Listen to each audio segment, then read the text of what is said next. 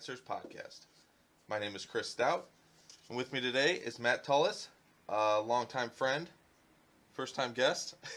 Thanks for having me. Hey, thanks for being here. I really appreciate it. Matt has been more like a mentor to me through this whole process, and Matt will tell you that this process has been taking way too long. But with my lifestyle and my family and everything like that, that's just how it goes. And I'm super excited to be here today for this first episode. I'm going to tell you a little bit about myself. I am 34 years old. I am from Old Brooklyn, Cleveland. And I am a father of 4 and a husband. And the reason I wanted to do this podcast was because excuse me. Back when we were a young family, I didn't feel like there was a big community of people to go to and to confide in. Of course, my family's great. My wife's family is fantastic. However, there was no group that you could go to be like, hey, this situation is happening. Has anybody dealt with it? So that network of people that you can just automatically go to and get an answer that you may or may not like, but at least there's someone there that's been like, oh my God, I know exactly what you're talking about. Here's what happened to me. Take it or leave it, and go from there. So I wanted to interview people that I knew with different situations. Let's say homeschooling, especially now with the virus and everything like that and the lockdown. People that have mixed families. My 2 oldest aren't technically mine. However, I consider them mine now. Biracial families. Just different people going through different things. And what I've realized is everybody has a story. And I want to bring those stories to light. And the podcasts that I watch, they're all celebrities. And do I like watching them? Yes. Do I like listening to their stories? Does it make them more real? Absolutely. But the people that I want to be interviewing are real people, excuse me, doing real things and giving you real life advice. And that's why I wanted to do this. I also wanted to do this because, like I said, father of 4, I'm a husband. I don't get to talk to my friends a lot. So bringing them on here is an excuse to just sit down and just relax and talk for an hour about nothing and everything. And if I can bring that to people and build a community of people like me, then I would really, I don't know, it would bring value to my life. And I'm really excited about it. If you know me, this has been a long time coming, like I said. I am not one to do things right away or to pull the trigger on certain things. However, we are here now, and that is what matters. And, also, I talk to my mother a lot. We're kind of the same person. And one thing that we always talk about is compare and contrast how we were brought up to how we are choosing to raise our children. So we always talk about how our parents always lack something. There's always something that our parents lacked. Like, for instance, and I'll tell my mom this to her face, she lacked that transparency. I knew that there were certain things that I could go to, i.e. religion, school, things like that. But other things I knew were kind of no-no topics. Things like sexuality or girls or changes and things like that. So, in saying that, that is what I bring to my parenting. I will go to my kids and be like, hey, I want to know almost everything. Not everything. I want to know almost everything. Please, I try to get that rapport with them where they feel comfortable coming to me, because at least if I know about it, I feel like at least I'm aware of it, and that helps me personally. Now, everybody's not like that, you know? And I'm going to talk to Matt how he was raised and whatnot, and how that compares to how he's raising his kids. Right now, we are at his t-shirt shop. He is a screen printer, among other things, because he does everything. I try. As he'll tell you. And yeah, I just want to thank Matt for allowing me to be here and supporting me and encouraging me and yelling at me. And it's been 2 years. Well, we didn't 2 really years. Hey, we didn't really need to say that, but yes, Yeah. it has been 2 years. He also makes these great shirts. He made this one for me. Everything you see behind us are his handiwork. And if you're ever in the Cleveland area, you need something printed, anything and everything he can do. And if he can't, he's going to find somebody that can. That's right. So I recommend. What is your Instagram? And we'll do this at the end. It's too. Presswork Graphics. It's my Instagram. It's my Twitter. It's my Fate Small, my social media. Like you said, my name's Matt. I'm from Cleveland my whole life, born and raised here. I was raised over off of 32nd and Clark. My mother, my sister, my sister's my twin. I am 6 minutes older than my sister. Don't let anybody kid you. I'm the older sibling. And, we grew up in a household of me, my mom, my sister. Literally a block down the street from us was my grandmother and my aunt, who have since actually both passed away. We grew up a very small household, the three of us, raised by my grandmother a lot. Monday through Friday, my mother would get up, drop us off at my grandma's house. She'd feed us breakfast. She'd take us to school. At Blessed Sacrament over there in Fulton and Trowbridge, and that was back in the day when you could actually go home for lunch if you lived close enough. Wow. So we would go home for lunch every day. Us and about, 7 or 8 other kids went home every day, and then we'd come back 45 minutes later for school again. But, she raised us Monday through Fridays. My mom worked, and then my mom would come to my grandma's house by 5:30, 6 o'clock, pick us up, take us home, feed us, do homework, live our life. The weekends, we would do our thing. My dad was never really around. He was around until we were about, I think, 5 or 6. She kicked him out. And then it was kind of just us. We saw him on the weekends. But it was my mother who raised us. And much to what Chris said, I could talk to my mom. She was very transparent. If I didn't talk to her, it's because I was afraid. Right. But anytime I would open up to her, it was never anything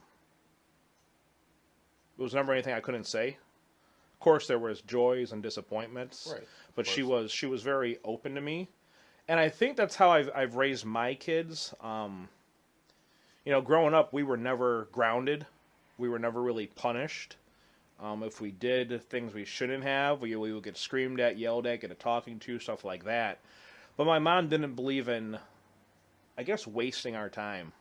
Telling us, sit in your room, you can't go anywhere, you can't do anything. Right. She didn't prohibit us from actually, doing what we wanted to do. So it's very fair and balanced, I think. I think I'm that way with my kids. My children know they can talk to us.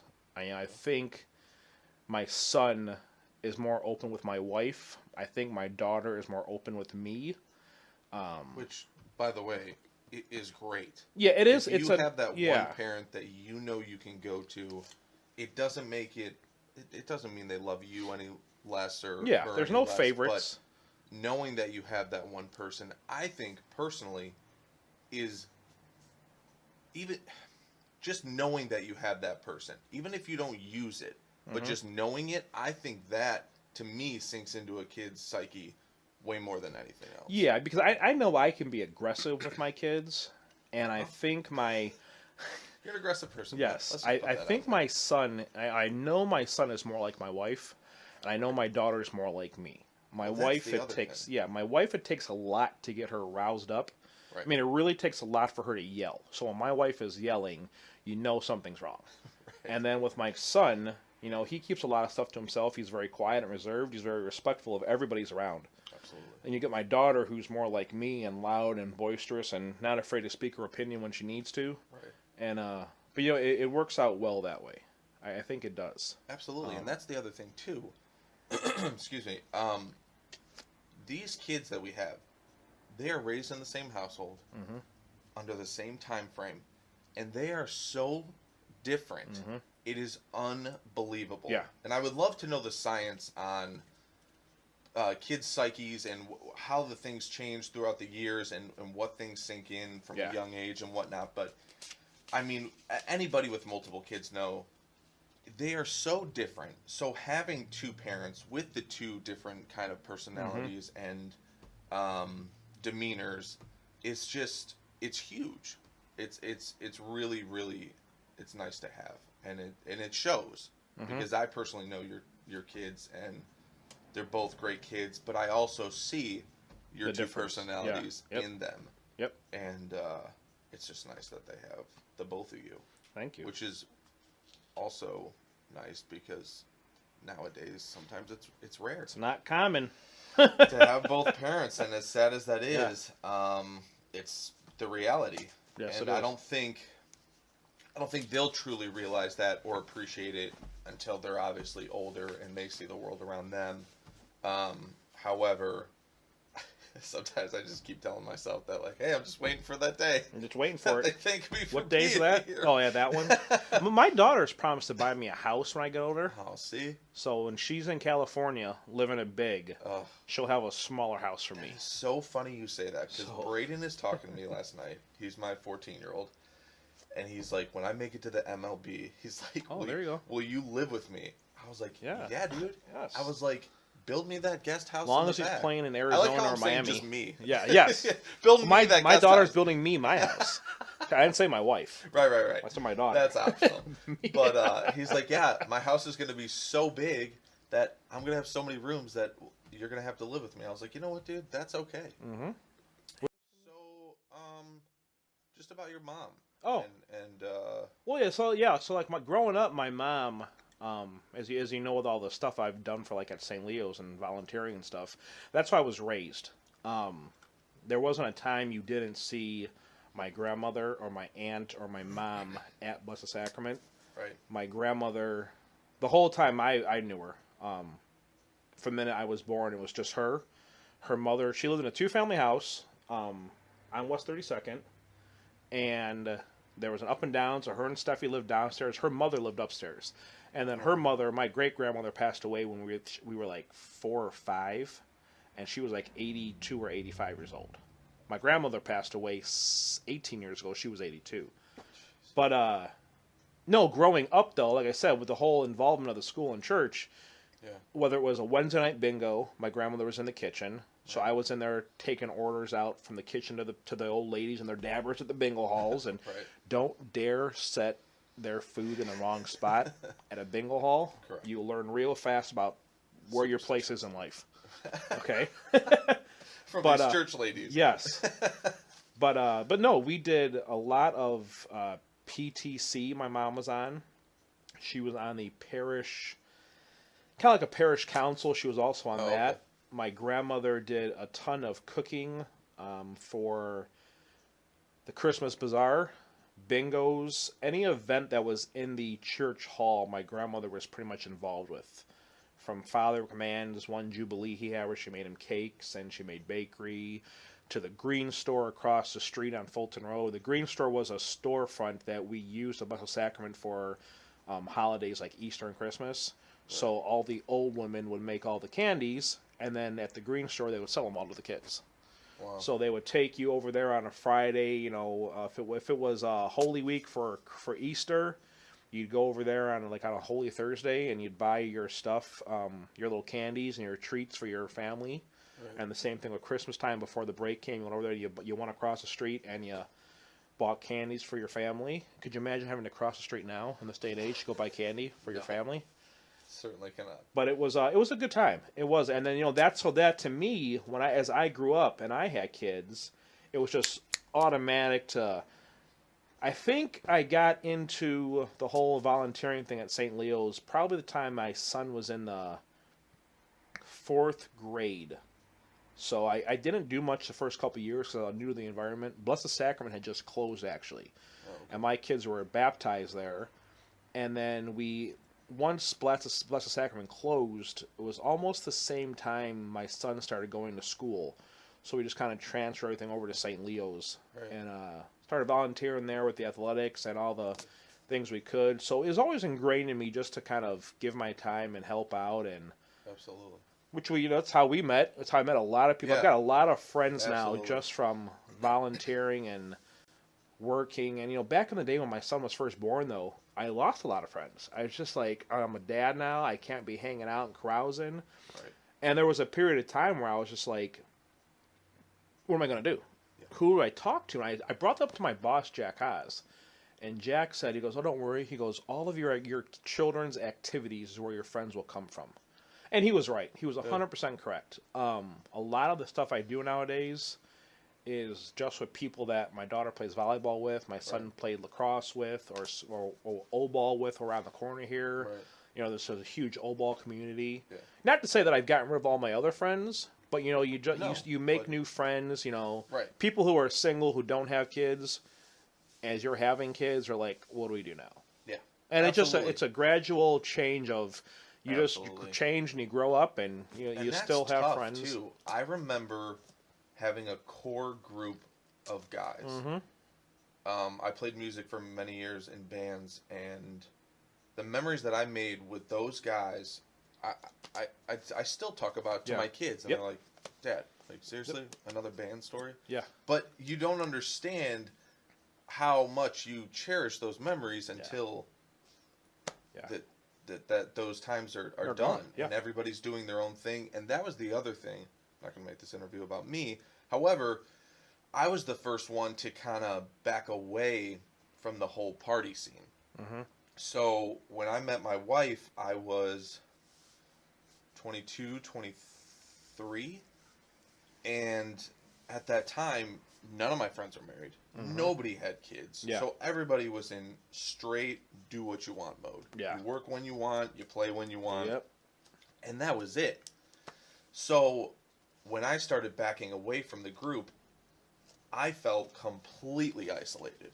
Like Mhm. nobody even understands what I go through on a daily basis. Yeah. No clue. Yeah.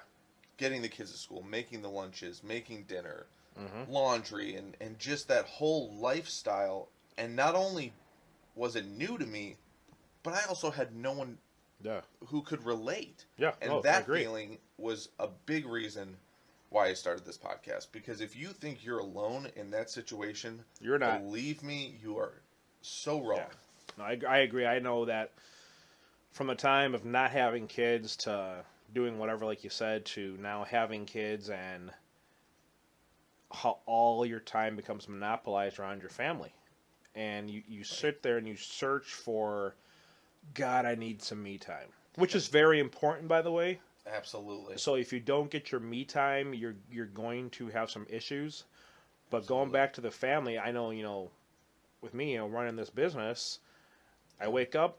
I'm fortunate because I had a job for 18 years. Yes, I really wanted you to tell this story. We worked every day, literally. Was at a place called Sunscale. Well, I can bleep that started. out. Okay, I started over on 79 on Grand Avenue on the east side until we moved out to Solon around 2008. But I was there for 18 years, and it was one of those jobs where you really fell in love with the people you worked with, and you made some really good connections. Obviously, I made good connections if I started my own business after being laid off. Right. I had a lot of connections there, but back to the family aspect, it was a family that had a business, and they ran it like a family business, and then things kind of went south, as business does sometimes, and you get laid off, and you have to make life changes because life's about making changes. But yeah, I went from working 6-7 days a week all year long to all of a sudden having nothing, and I'm like, what am I gonna do?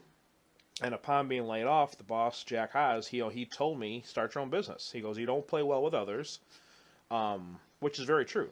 I'm very territorial. I want things done my way. And for a lot of those 18 years, I had things my way. He allowed me to run the shop my way, and it was a blessing. And it kind of taught me what I had to learn to run this. And in doing so, I went on after those 18 years after being laid off. I found another job with very similar, almost the same exact printing stuff. And I worked there for a year. And whilst doing that, I bought this press, and I bought the stuff I needed, and I put it in my basement. I was in my basement up until last year, which is December 26th of 2019. So I had a press in my basement for almost 2 years, and then How wild is that to think about now? When you see, I mean, I I can't don't see. miss it at all. No, I know. Yeah. But making that jump from Oh, it's literally wild. your basement to what we have here. Yeah, it's bizarre. I mean, yes, it doesn't look like much. It's Yeah. a room, but having your own space. Yeah. That's I am huge. literally, and I just thought about this the other day. I heard the term the pursuit of happiness, Yes. and I never knew what the pursuit of happiness was. I literally never gave it any thought until I was sitting here by myself one night, and I had a bad day, and I just messed a bunch of shit up. And I'm like, yeah, but I can fix this, and I can make it right, and the client's not going to find out, and I'm just going to go on to the next job. And I went home, and I went through the motions as usual. I went home, I cooked dinner, I thought about it, I sat with my family, I woke up the next day, and it was just me. And that's the pursuit of happiness. It's the American dream to be able to wake up and do what you want when you want. As long as you're rendering Caesar his due and you're paying your taxes, I'm doing what I like to think was the reason they made this country. Regardless of what history tells you, and what people tell you, and what people think, and everything is, if my opinion's not your opinion, then one of us is wrong in this day and age. Right. But we're in the world of, I'm literally doing what I want to do on a daily basis. I wake up, I take my kids to school, I come to work, and while I work, my mother goes and she gets my kids from school because she's retired and she's living her life. But I'm literally running a business by myself. I'm doing what I want to do. Yeah. And that's what the pursuit of happiness is. Freedom. Yeah, freedom. And I'm allowed to go about my day answering to myself. And there's things I do with, like, my daughter's travel volleyball. And I would never be able to. Could you imagine walking into your job and telling your boss, I need this weekend off, I need that weekend off, I have to leave early today, I got to leave early now. Right. I'm like the 1%. Yeah. I'm not making 1% money, but I'm living that so-called 1% lifestyle of where I'm able to go and do for myself. And I'm not sure how that sounds to people, but to me, I'm able to work. I'm able to go home and cook dinner for the family and clean the clothes and scrub the floors and do all that while working. My wife works full-time. She's literally working 5 days a week, 10 to 12 hours a day right now because of the season. But and I'm not living some rich man's fantasy. I am not making t-shirts hand over fist. No. I'm just right now I'm in a position where my business is steadily growing.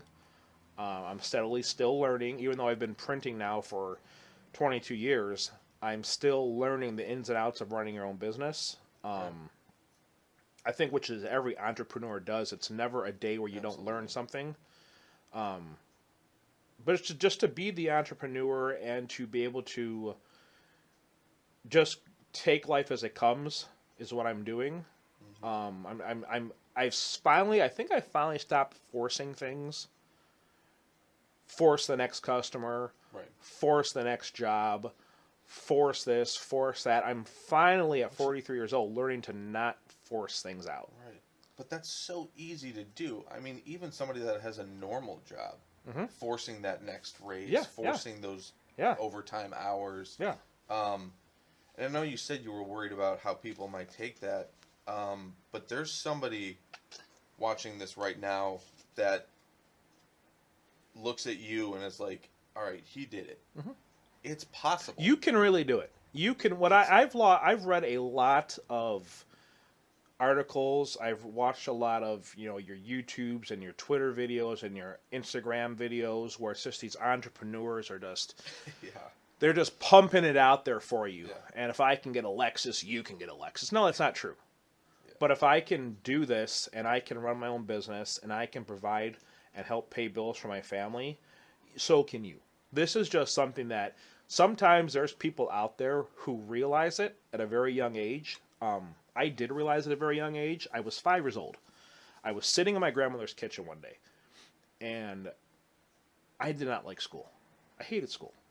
Once I got out of, it sounds very stupid, but once I got out of kindergarten and I had to do homework, school was not for me. And that's not for everybody. Some people need to go to school. Right. They just have to.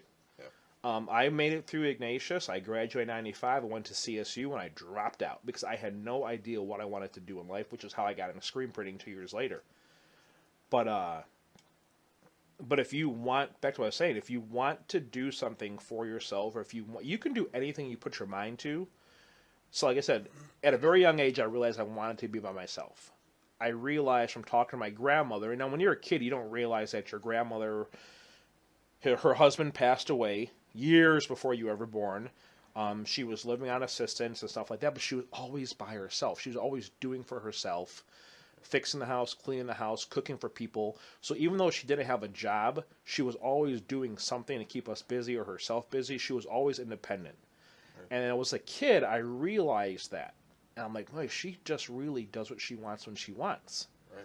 And I think that's something that I quickly put on the back burner in my head as a kid because it just, I just realized I didn't know how to understand it. I didn't know how to understand that my grandmother was living by herself for various reasons. Right. But as I grew older, subconsciously, for that. Yeah, I knew what I knew. Much like in management, once you become a manager, you kind of you hit the ceiling, but you're like, oh, everybody's below me. I'm up here. I'm going to do things this way because I can do things this way. They're going to allow me to do them this way. Right. And that helps you build that confidence. And so yeah, when the opportunity presented itself years later, it's just like, yeah, I can do this. There was one time I was back in the shop, and I was printing a job. Me and this guy were printing a job, me and my buddy Eric.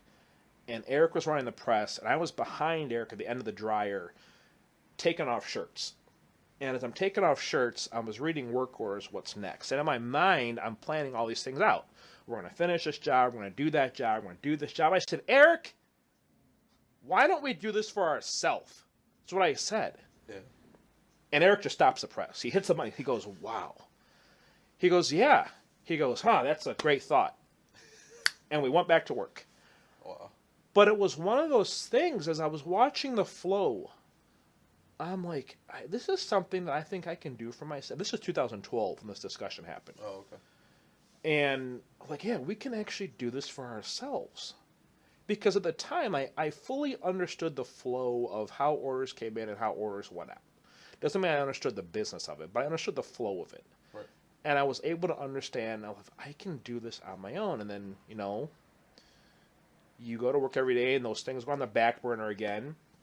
And it's easy to collect a paycheck and get full insurance and get 3 weeks vacation.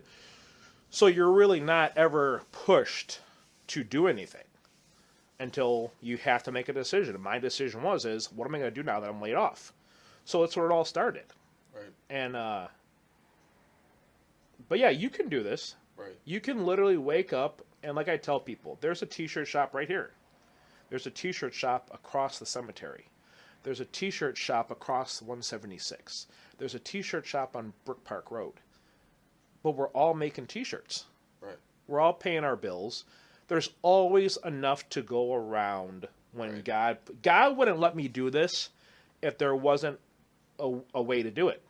And that's t-shirts, car parts, food, right. podcasts, putting packages in boxes, delivering mail, whatever people do. Mm-hmm. There's enough to go around.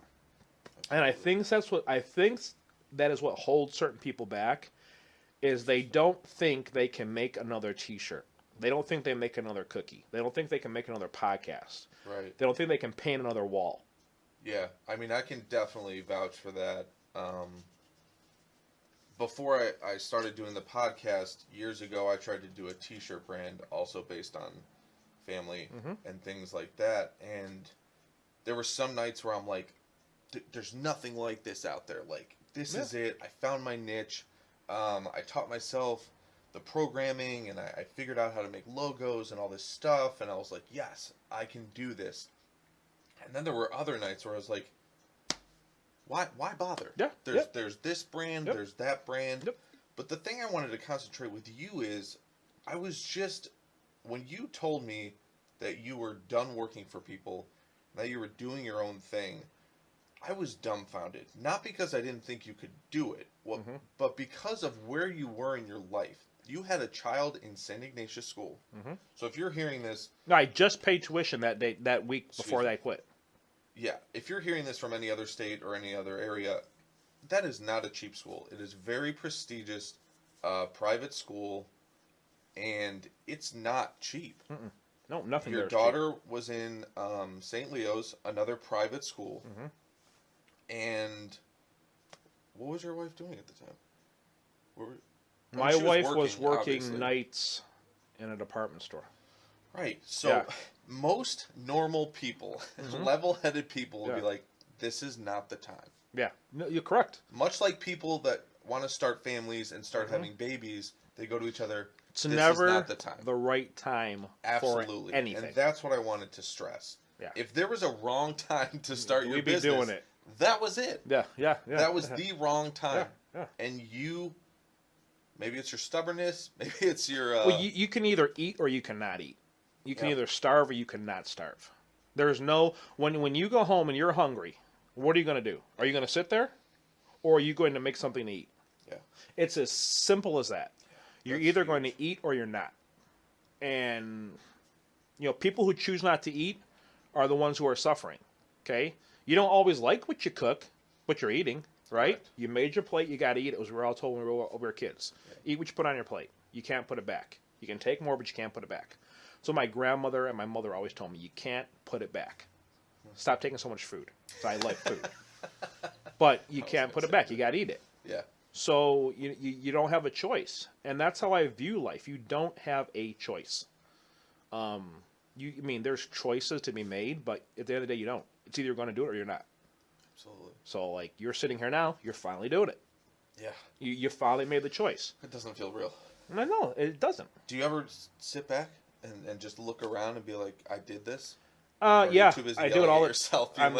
I do it more? all the time. I still question why I'm doing this. And there's still days where it's like I look at all these boxes, and just during the week, this wasn't happening because there was stuff here. Right. And there's sometimes I do sit back and I'm like, man, I would like to go home and just turn it off. Yeah. You don't turn it off ever. Yeah. When you work for yourself, it never goes away. It's not allowed to go away. It can't go away. How does that affect your family life and marriage? Well, it's a problem. Yeah. Of course it's a problem. But I feel like that's part of your personality as well. Yeah. I feel like, and I don't want to say it's a bad thing, because you wouldn't be where you are now without that type of your personality. Yeah.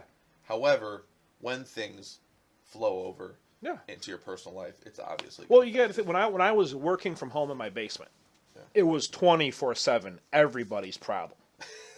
Yeah. Okay? Did you make it everyone's problem? I didn't mean to. Right.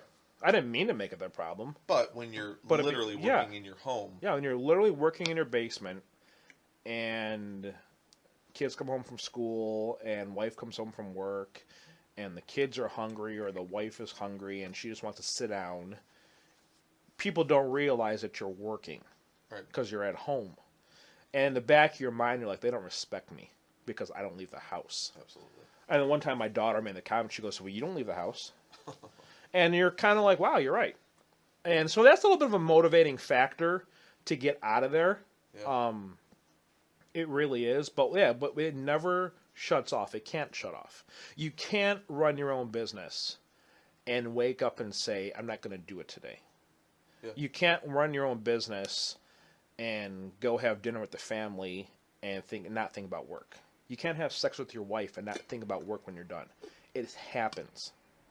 When your mind goes to relax, it always goes back to work first. Before today's Sunday, and I just want to get out of here so I can do nothing today. Well, that's not going to happen, though. I'm going to leave here. I'm going to go do stuff, or I'm going to do nothing. Physically, you'll be there. But physically, I'll be there. Mentally, I'll always be here. And I think you have to be able to do that. You have to carry the load of it's 24/7, 365 my business. Right. Because we live in a day and age where I've quickly realized, especially in the last year, that people don't care what day of the week it is, and they don't care what time of the day it is. Right. If they want to place an order, they're going to contact you, which is great. Right. But it also creates problems because I'm allowing people to run my business. I'm allowing clients to run my business. Absolutely. So you're finding a delicate balance of how much do I allow versus how much do I say no versus how much do I say yes, I'll do your job right now versus how much I'll say no, your job has to wait 7 to 10 days. Right. It's all a balancing act. It really is. I think though the way I was raised in the single mother household and the single grandmother household, there's never any men around but me, which made it difficult growing up because iron sharpens iron. A woman can't raise a man to be a man fully. It's not possible. Hot take. Yeah. In 2020 No, it is. Yeah. But you have to at some point find men in your life to help you balance things out. Things like men like us talking. Men, whether it's an AA meeting, talking to men's only groups. It's a best friend who's a man. You need a man in your life. A son needs a father needs a brother, a boy needs an uncle. He needs another man, he needs a coach, he needs a guidance, he needs a mentor. He needs something to help him become a man and balance things out, My grandmother and my mother did a wonderful job, I think, of raising me. I think they did. My mother put us through the best schools. My grandmother helped us out. My mother still helps me out, as I'm sure when my kids grow, I'll still help my kids out. That's how families operate. Don't let anyone ever tell you that the grandmothers aren't helping out the parents. Don't let them ever tell you that. They always are. At least I hope they are. I hope there's a family unit like that for everybody. That's not always true, though. Yeah. Well, I think it's not always traditional either. Correct. So it might not be the actual grandma or the actual aunt, but it's somebody. But that core group of. We're living in a day and age now where people are afraid to admit they need help. We're living in a day and age now where people are afraid to admit I can't do this on my own. That's the way of the world. In the last 10 years, things have drastically changed the last 10 years. Maybe it's the rise in social media.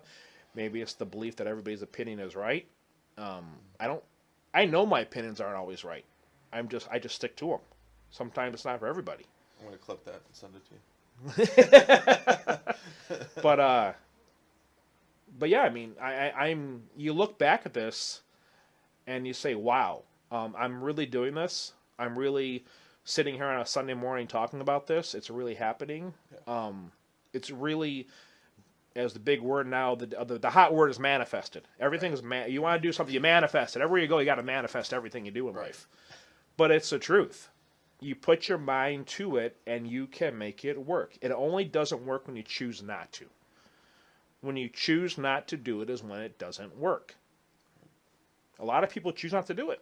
A lot of people start a business and they fail.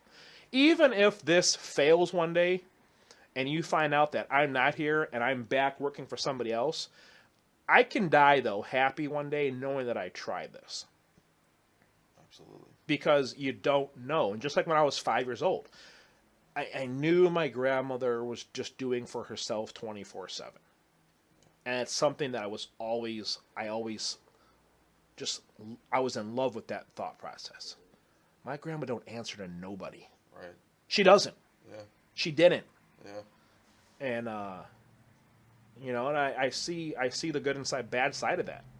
Absolutely. It can easily become about you. It really can, and that's where people fail. It's easy to get stuck in that mode of I got to do it by myself. I got to do it for myself. There's no one around me. That I'll fail if I keep up that attitude. And finding that balance. Yeah, back to the word. Yeah, I don't want my business to thrive. Mm-hmm. Because of just me. Well, that, and while my family goes to ruin. Yes, yeah. Just like I don't want my family to be the best thing in my life and be out on the streets. Yep. You have to have that Balance, balance. yeah. And There's a yin and a yang to everything. For every good, there's a bad. For every bad, there's a good. It's just how you balance out that scale, while kind of staying blind to everything that's going on around you, and just focused on the next right thing. Do the next right thing. It's one of the things they say in AA, and one of the things they say in every facet of life is do the next right thing. My friend Shannon tells me that all the time. Just do the next right thing, Matt. right. When I'm having a meltdown, just do the next right thing. Because the next wrong thing needs the next wrong thing. The next Absolutely. right thing needs the next right thing. Yeah, momentum is real. Absolutely. Balance is kind of like it's kind of like a fictitious thing Yeah. where you're constantly striving for it and you're never really truly reaching it. Mhm. It's kind of like a pendulum, and the pendulum's going to keep moving at all times. Yep. However, there's going to be times where you're like, oh, okay, I think I'm Yeah. I think I'm somewhere near the middle. However, Yeah. there's no end goal to balance. Mm-mm. It's a constant thing that Yeah. It's a constant battle. right. You know, the Absolutely. sun always rises. The sun is never going to not rise. Right. So when it comes to balance, there's always going to be something you have to do, whether it's at work or whether it's at home or whether it's with a friend or whether it's on your own. It's always going to have to happen. So sometimes that balancing act, and like I said, you don't ever shut off your business when you're an entrepreneur, but sometimes you just have to. Sometimes you just have to say enough is enough for the day. Right. That job is not going to get done. That quote's not going to happen, and that's my biggest struggle. Is shutting it off to go balance out my family, or to go balance out myself. Yeah. You have to shut it off at some point because that's part of the balance. You have to sleep, right? Absolutely. You got to shut the day off when you sleep. It's the same thing when you're awake and you're battling the ebb and flow of the day. Absolutely. Is that struggle for balance? You know, it's a very balancing your marriage. You know, one thing I'm guilty of is I'm so obsessed with my daughter's volleyball. I'm Right. so obsessed with it. And the minute I hear there's something needs to be done for volleyball, oh my God. Yep. That's like me taking a drink now. Okay, back in the day we used to drink. Right. Just take another one. Let's go. Yeah. But now it's just like yesterday. We were at volleyball yesterday, and the game we got done for the day. We got knocked out of the tournament in the first round of playoffs. So me and my daughter sat there and watched another game while everybody else left. Okay, that was some quality time for me and her just to sit there and I think just decompress from her playing all day long for those 4 to 5 hours she was playing, Right. where she just sat there with me and we watched the other team play. They were friends of hers. We watched them play, and then we went on about our day. Yeah. So we did that yesterday, and then we came home and we did our day. But, you know, I chose to sit there with her and watch that next game. Right. I chose not to work yesterday. Right. I chose to come in here early today to get things done before this happens. And like I said, it's all about that balancing it. Right. And just keeping life kind of even, because when the scale tips too far to the good, you forget about how you got there. And when the Absolutely. scale tips too far to the bad, you forget about how good life can really be when it can be really simple. Absolutely, but how easy is it for you to rationalize things to yourself and to your family and be like, "Hey, do you want to eat?" It's very You difficult. know what I mean? It's very and you difficult. put that in your Yeah. head where you are the breadwinner, Mhm. so it's easy to be like, "My And my yeah, family will understand." I don't even know if I'm the breadwinner sometimes, because my wife brings home a consistent paycheck. Every Right. week, it's the same paycheck every week. Right. Every Friday, this certain amount of money is going to get deposited. And then there's me, who it's like, I'm going to deposit this much money today. Right. And I'm going to lose this much money today. Right. Or I'm going to pay out this much money to where I need to pay it out to, bills, vendors, taxes, whatever. Yeah.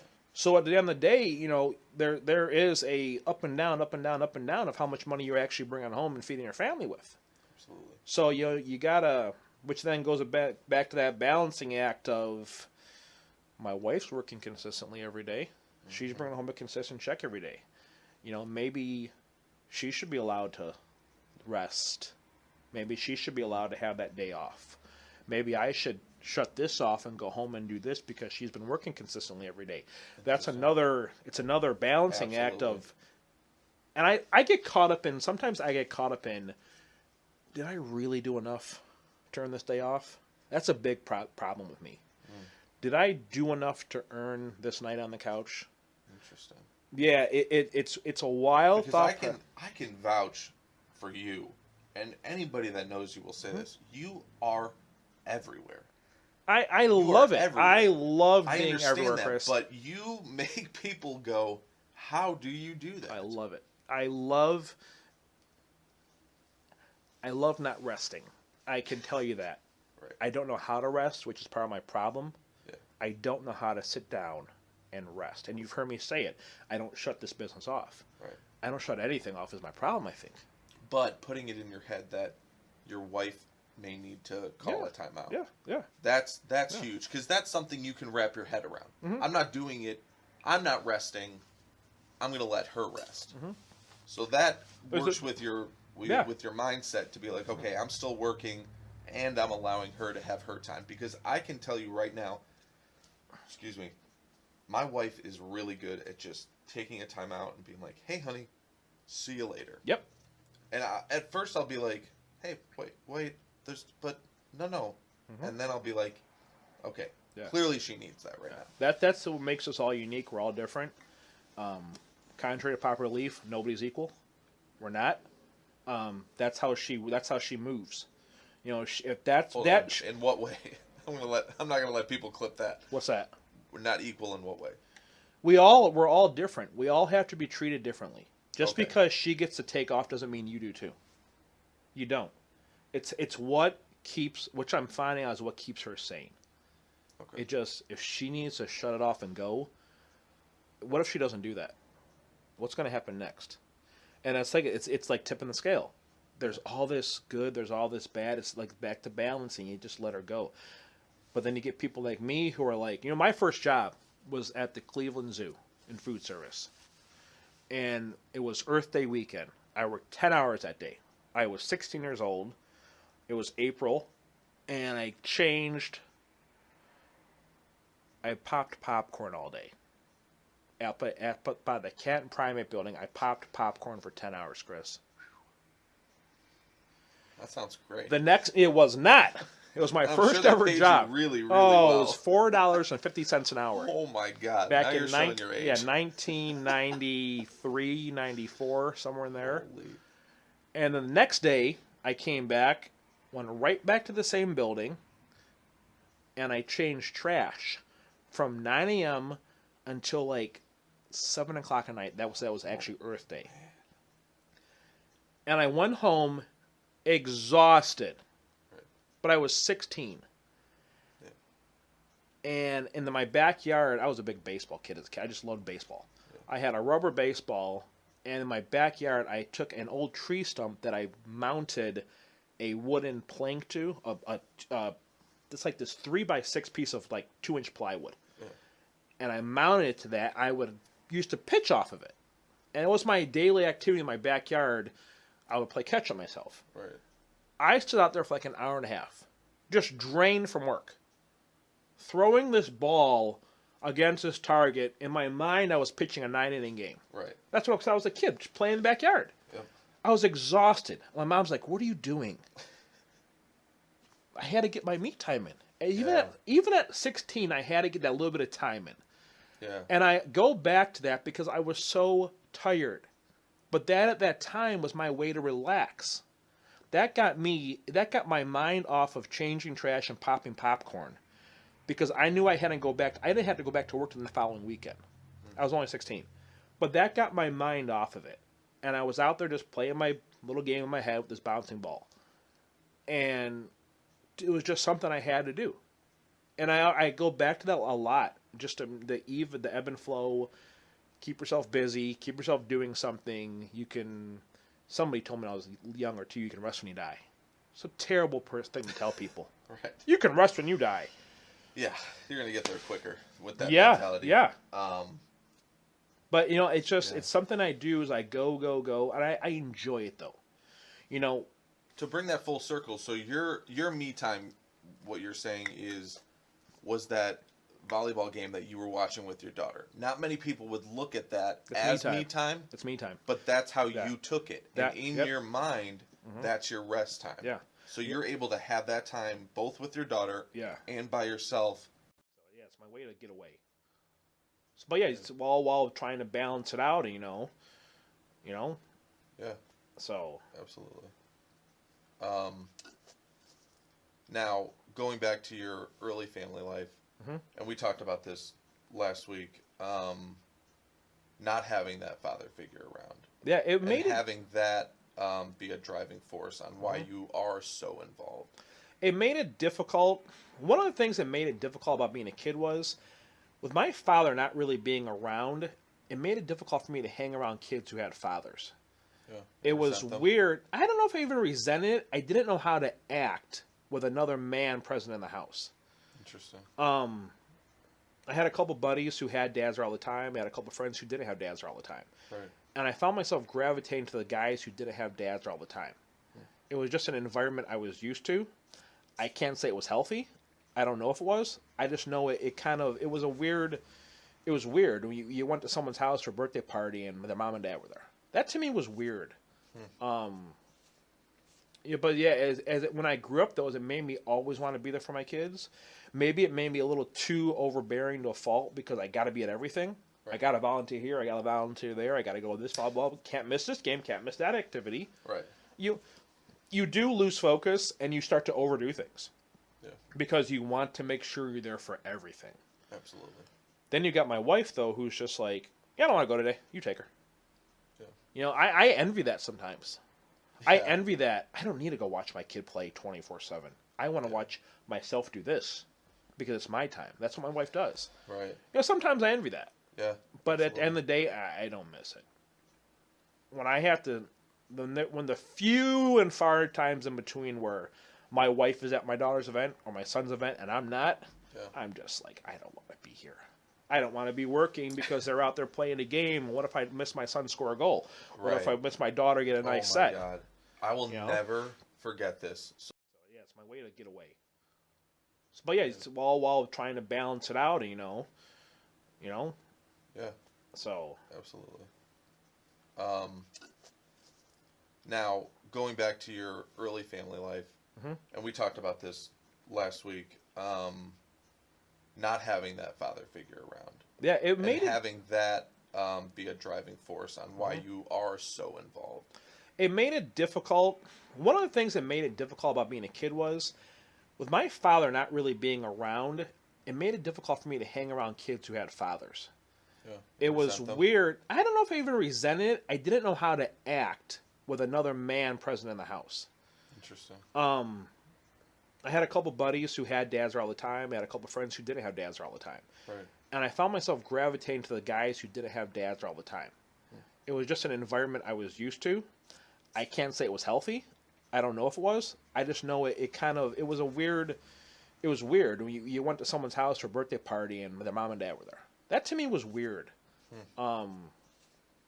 Yeah, but yeah, when I grew up though, it made me always want to be there for my kids. Maybe it made me a little too overbearing to a fault because I got to be at everything. I Right. got to volunteer here. I got to volunteer there. I got to go this blah blah. Can't miss this game. Can't miss that activity. Right. You you do lose focus and you start to overdo things Yeah, because you want to make sure you're there for everything. absolutely. Then you got my wife though, who's just like, yeah, I don't want to go today. You take her. Yeah. I envy that sometimes. I Yeah. envy that. I don't need to go watch my kid play 24/7. I want to Yeah. watch myself do this because it's my time. That's what my wife does. Right. Sometimes I envy that. Yeah. But at the absolutely. end of the day, I don't miss it. When I have to, when the few and far times in between where my wife is at my daughter's event or my son's event and I'm not, Yeah. I'm just like, I don't want to be here. I don't want to be working because they're out there playing a game. What if I miss my son score a goal? What if I Right. miss my daughter get a nice set? Which kind of goes back to when I was in high school. I've brought this up before with Mr. Jim Skrull at Ignatius, who told us as a seniors, the next 4 years of college are not the greatest times of your life. He goes, the greatest times of your life are far from now. It's not Interesting. 18 through 22. It's not going out to a college frat party and getting drunk and meeting girls and having fun. He goes, that's not the greatest time of your life. And now I realize, and I didn't realize this till my son was in second grade, though, that I didn't realize what Jim Skrull was telling me at the 18 years old. I just realized it about 10 years ago Right. that the greatest time of my life is right now. Is living in that moment, living with your kids, living with your wife, going through the ups and downs that marriages bring, seeing your kids succeed, seeing your kids cry, having your kids ask you why, she didn't make the elite team this year.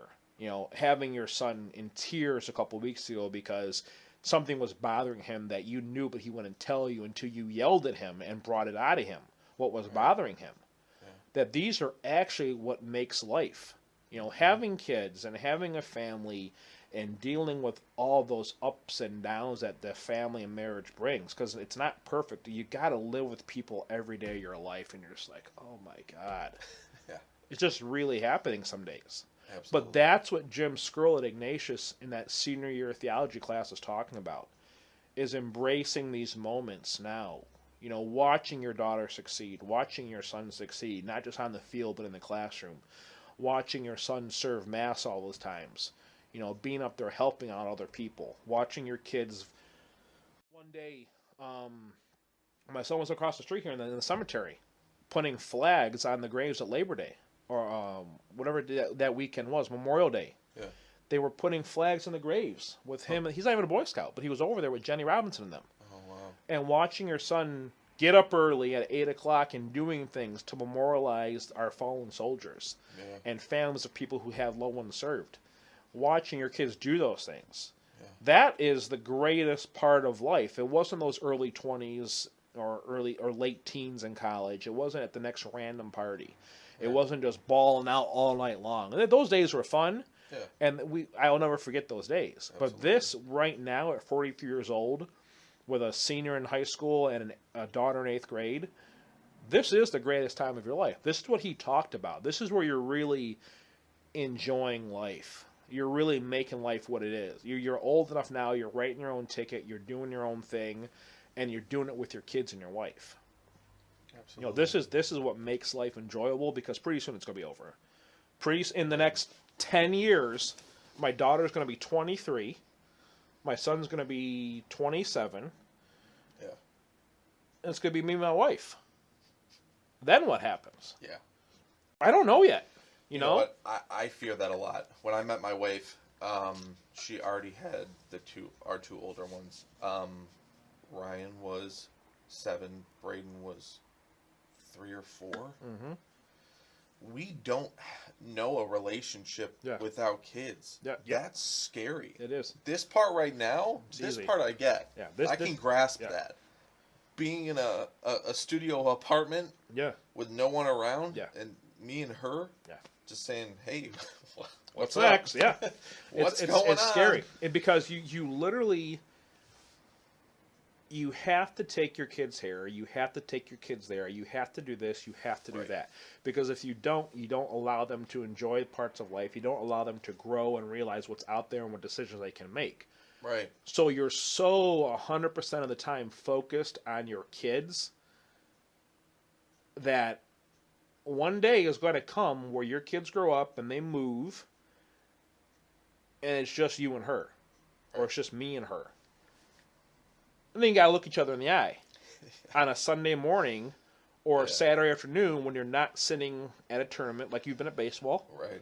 All hours of the day. Absolutely. You're forced now to fully put your attention on her. Yeah. And her attention fully on you. Right.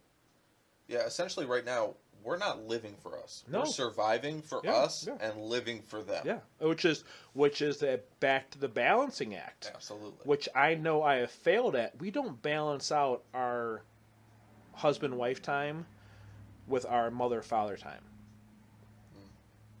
It's mother-father 24/7. Yeah. And it's husband-wife, God, if we're lucky, when we go grocery shopping together. Yeah. Yeah. But then you have to force yourself. We're not wearing lounging pants and a hoodie to the store again. Can we please go do something else? Sometimes it's just a drive. Sometimes it's just a quick dinner. Yeah. Sometimes it's coming home, just you and your wife, and your daughter's like, well, where'd you guys go? We went out to eat. Did you get me anything? No, we sure as fuck didn't. We didn't get you anything because there's nothing you need. Trust me. There's nothing you need tonight. Right. Mommy and Daddy needed to just go out and have dinner. Absolutely. Okay? I need to have a cup of coffee while she has a nice martini and do those things. Absolutely. Because they don't get done enough. And that back to when I was 18 years old, what Jim Scurll was saying, that's part of it too, I realized. Absolutely. Jim Scurll, up until the day he passed away, had a very successful marriage. He had a wife he just loved. He had kids he loved. He had a life he loved because he was, to me, when I look back at it now, listening to him talk in high school, was this balancing act master. And don't get me wrong, I don't know everything about that man. No. I don't know everything about you. Absolutely. They struggled. But he presented it into a way that I do, growing up, not having that father there was no balance. Right. So back to, like I said, only a man can tell a man how to live. Only iron can sharpen iron. A woman can do so much. All right. Well, I want to thank Matt for coming in today. Thank him for everything that he's ever done and continues to do. I want to do more of these. I'm going to contact some other people from different walks of life. I also want to do group sessions when COVID allows it. I want to do round circles and just have group discussions on what's going on in the news, what are the waves in school and learning and parenting and everything in between. Maybe have some adult beverages while we do that. Not everyone, but if you can, having some adult beverages and just having a group discussion with fellow parents. I also maybe want to do a calls from mom, because I told you how close I am with my mother. And so I was going to do some Skype sessions in between interviews and see if I could get that going. But I thank you all for tuning in. I hope to do more of these and, like, subscribe, whatever I post this on. There you go. Thank you guys. Thank you.